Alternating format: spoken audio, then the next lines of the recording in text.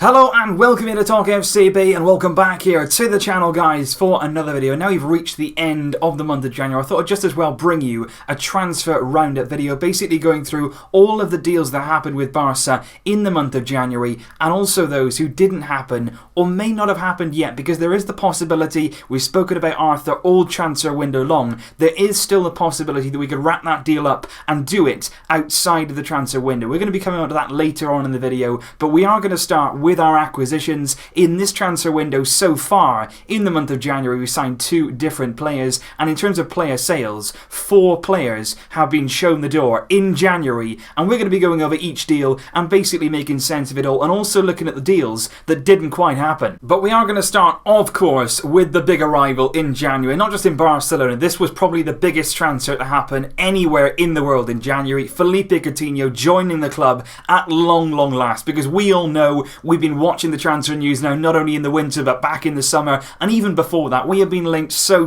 often with Felipe Coutinho, and I was really impressed, to be honest, with the way we wrapped up the deal. And I have to say, coming into this month, I think a lot of pressure was on the board to deliver, and I think a lot of the things they did in this month, they did them very well, they did them quite early, but I think what they were doing was really catching up with what they didn't do and failed to do in the summer. Felipe Coutinho was one in the summer that simply got away. They were not able to negotiate with Liverpool, but in January we got the job done. We got it wrapped up really early. 120 million euros up front to Liverpool, with the potential 40 million euros on top of that with different variables and add-ons. So overall 160 million is the potential fee for Coutinho, but if anything is to go by so far, we've certainly seen the potential, we've seen the quality, we've seen him come on against Espanyol and play really well in a sort of cameo role out on the left hand side. When he started the game on the weekend against Alaves, he wasn't quite as impressive, but to be honest, he was out on that right hand side. I don't really think he's comfortable out there, and if we do see him, obviously in the future for Barcelona, we are going to be seeing, I think, on the left hand side where he is most dangerous and when he's at his most effective. But I think a good signing in Coutinho, somebody who gives us that real creativity. We did well to get the deal done as early as we can. Now he's got the whole of January to integrate himself within the squad. Obviously this season he cannot play Champions League football, but after this season he will be competing on all fronts and be a regular fixture in this Barcelona team. And then we move on to our second acquisition of the winter transfer window, and that was Mina coming in from Palmeiras. Yet another player, to be honest, that we were linked with back in the summer. There was believed that we had the option to buy him. We'd already agreed that with Palmeiras. The fee was going to be around 9 million euros, and I think obviously the board realised that with Mascherano going, we're going to be coming on to that later, but with him going we really need to increase our numbers at centre back. We needed to bring in players to really strengthen us at the centre of defence, and certainly Mina does that. I don't think he's going to be, at first, second choice, probably not even third choice for quite a while at Barcelona, but he does give us some increased numbers in that position. We paid a little bit extra to bring him in January. We paid sort of 11.8 million euros for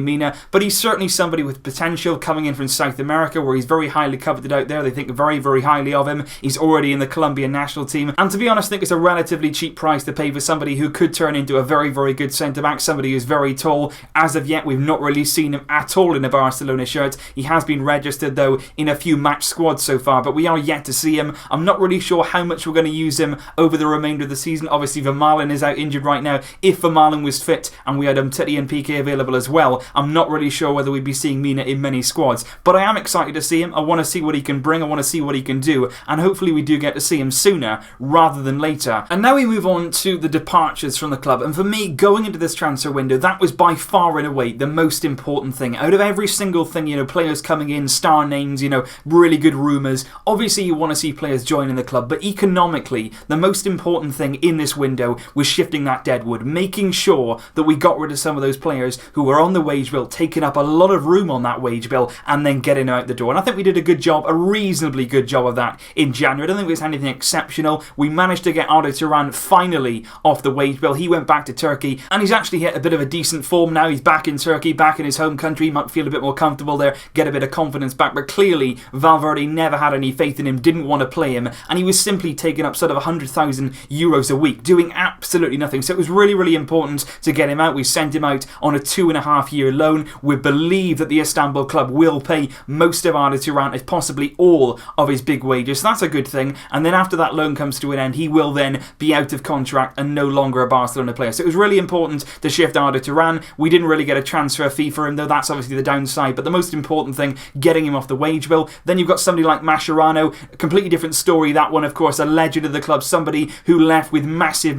praise from every single person connected with Barcelona. We're very, very sorry to see him go, but somebody who wanted regular game time ahead of the World Cup, you can go to China, reap the financial rewards, of course, and he went for sort of possibly 7 or 8 million euros, maybe a little bit less to China. Wasn't really a great fee, but somebody now who's about 33 years old. Obviously, you're not going to get mega bucks for him. Again, another high earner, so he's off the wage bill now, and we brought in Mina to sort of stack up those numbers and cover us at centre-back. But a great player we've lost there in Mascherano. And then you've got Gerard Deulofeu, of course, somebody who came in the summer. We re-signed him for around 12 million euros from Everton, somebody who we were hoping could sort of reignite himself and really do well in the Barcelona shirt, but it hasn't quite worked out for him. He had a lot of minutes at the start of the season under Valverde. He looked to be sort of getting his confidence together, somebody who always wrote very, very hard, and that's why wherever Deulofeu goes, I wish him the absolute best of luck. It didn't work out for him. I don't think at the end of it all he was particularly Barcelona quality, not somebody that you want in your team every single week, but he always tried his best. He always had the right attitude. Some people sort of brand him as this player who's a bit childish,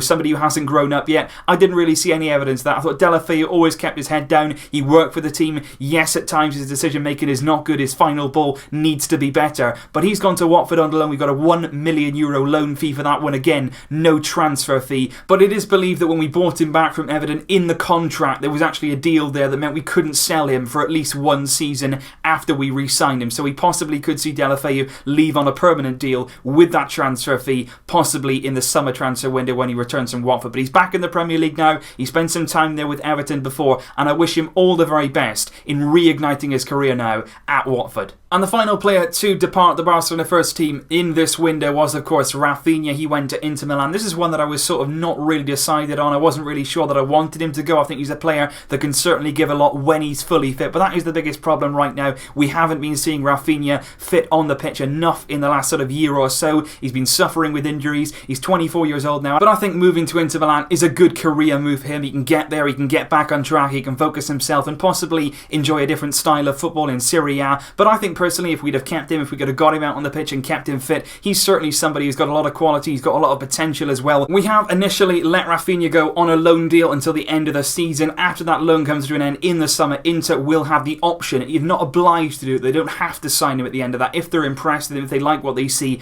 they can then sign him for 35 million euros with a potential of 3 million euros in add-on, so that one could be around 38 million in total. But obviously if Inter don't like what they see, maybe if he gets an injury, he could be back at Barcelona, much like Sergi Samper, who was on loan at Las Palmas this season. He then picked up a very, very bad injury, a really bad break of his leg. It was his ankle. There was a lot really going on there for Samper. So bad I feel for him, because he's had some really bad loan deals of late and really bad luck as well. He's now come back to the club. Las Palmas and Barcelona have agreed to end his loan. It's very, very unlikely that he is going to regain his fitness before the end of the season, but like with a lot of the players, his attitude has been great. He's somebody who came through the Barcelona system, and I really, really hope that he can get his career back on track. I'd love it to be here, but that right now probably looks unlikely. And of course, another player that we did speak about just a few days ago, not specifically the Barcelona first team, but somebody who has left the club. Sergio Gomez has officially left the club now to join Borussia Dortmund. He will go for 3 million euros, his release clause. Apparently Barcelona wanted him to stay, but he didn't really feel like he's had enough opportunities. Maybe he wanted a bit too soon, but again, like I said before, we got to really try and keep these youngsters. He's somebody who's a lot of talent, a lot of quality, and a lot of potential coming into the future. He could really be a star in the game if he matures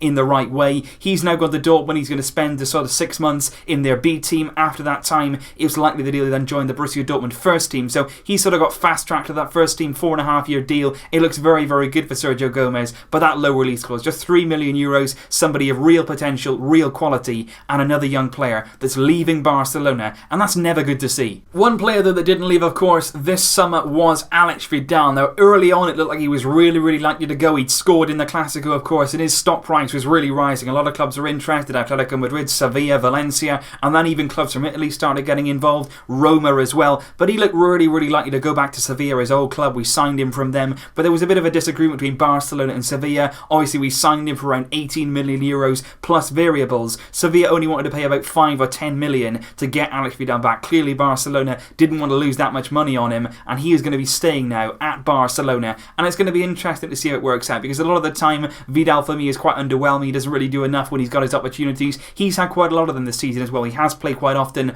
on that right hand side, not really as a right back as we signed, but a bit further forward under Ernesto Valverde, and it's going to be interesting to see how he performs for the rest of the season, because sometimes, he shows a bit of magic, the goal in the Clásico, of course, but not only that, that. There was a moment in the Espanyol game when he started at home in the Copa del Rey, puts in a wonderful ball for Luis Suarez for the first goal. There are moments of magic from Vidal, but there's not really an awful lot of it. And like I mentioned at the start of the video, one player who hasn't joined, or at least hasn't joined yet, is Arthur Melo from Gremio. We are still deep in negotiations with Gremio over Arthur, and that's really, really important. Right now, we've spoken about it the last few weeks, very, very interested in somebody that fits the profile of that midfield perfectly. He's a controlling player. He's somebody who's very, very comfortable on the ball, fantastic in terms of his passing range, his ability, and we are trying to sign him for around 25 to 30 million euros. Now, his release clause with Gremio is 50 million euros. Monaco also made a bid very, very low, though. I think they made a 15 million euro bid on deadline day. That was quickly knocked back by Gremio. They want 25 to 30 now, and their coach also came out about a few days or so ago, and he actually said that it was possible now that Arthur Melo could go.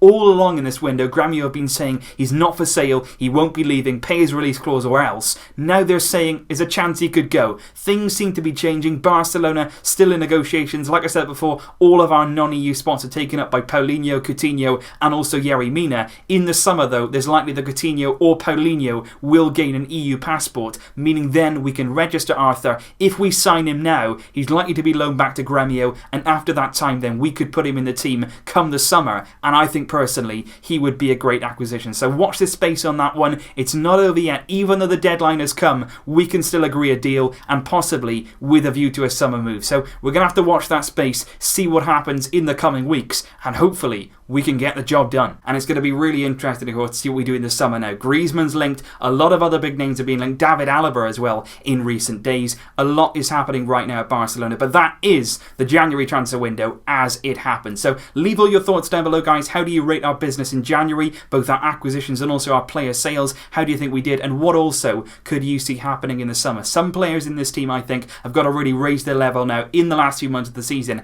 if they want to stay here beyond the summer. So leave your thoughts down below. I will see you later on for the Barcelona versus Valencia match. Very, very excited for that one. I will see you then. But until then, as always, Vasca el Barça. Barça, Barça, Barça.